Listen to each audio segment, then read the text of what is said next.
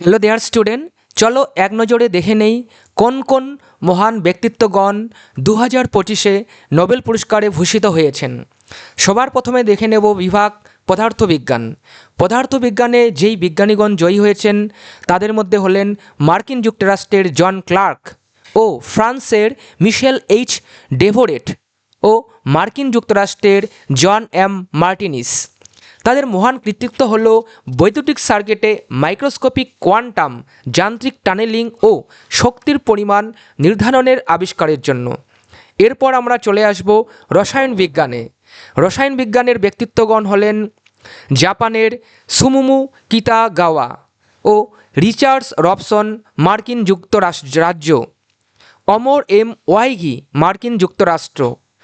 তাহাদের কৃতিত্ব হল মেটাল অর্গানিক ফ্রেমওয়ার্কস উদ্ভাবনের জন্য। এর পরবর্তী বিভাগ হলো চিকিৎসা বিজ্ঞান। এই বিভাগের মহান ব্যক্তিত্বগণ হলেন মার্কিন যুক্তরাষ্ট্রের মেরি ই ব্রুনকো। মার্কিন যুক্তরাষ্ট্রের পরবর্তী হলেন ফ্রেড র্যামসডেল ও জাপানের সিমন সাকাগুচি। মোট তিনজন ব্যক্তিত্ব মিলে চিকিৎসা বিজ্ঞানে নোবেল পুরস্কারে ভূষিত হয়েছেন। তাহাদের মহান কৃতিত্ব হল মানবদেহের রোগ প্রতিরোধ ব্যবস্থা কিভাবে নিজের অঙ্গ প্রত্যঙ্গকে আক্রমণ না করে সুস্থ রাখে সেই বিষয়ে মৌলিক গবেষণার জন্য। এর পরবর্তী বিভাগে আমরা চলে আসব শান্তি। এই শান্তি বিভাগে যিনি জয়ী হয়েছেন তিনি হলেন ভেনেজুয়েলার মারিয়া করিনা মাচাদো। তার মহান কৃতিত্ব হল ভেনেজুয়েলার গণতান্ত্রিক অধিকার প্রতিষ্ঠার লক্ষ্যে সংগ্রাম করার জন্য। এর পরবর্তী বিভাগ হলো সাহিত্য। এই বিভাগের মহান ব্যক্তিত্ব যিনি নোবেল পুরস্কারে ভূষিত হয়েছেন তিনি হলেন হাঙ্গেরির লাসলো ক্রাস নারহরকাই।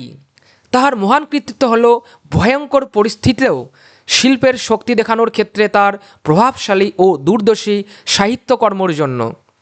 সর্বশেষ বিভাগ হল অর্থনীতি বিভাগ। এই বিভাগের মহান ব্যক্তিত্বগণ হলেন জোয়েল মকির, তিনি হলেন মার্কিন ও ইসরায়েলি। এর পরবর্তী ব্যক্তি হলেন ফ্রান্সের ফিলিপ আগিয়ন এবং আরেকজন ব্যক্তিত্ব হলেন কানাডার পিটার হাওয়ার্ড।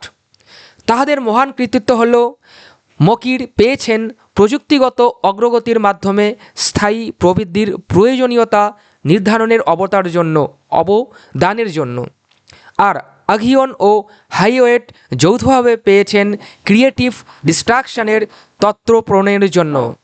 আশা করি এই তথ্যগুলি তোমাদের অনেক সমৃদ্ধ করে তুলবে আপকামিং যে কোনো পরীক্ষার জন্য।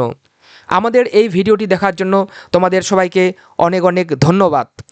আরও অনেক সমৃদ্ধ তথ্য নিয়ে পরবর্তী ভিডিওতে তোমাদের সাথে আমাদের দেখা হবে।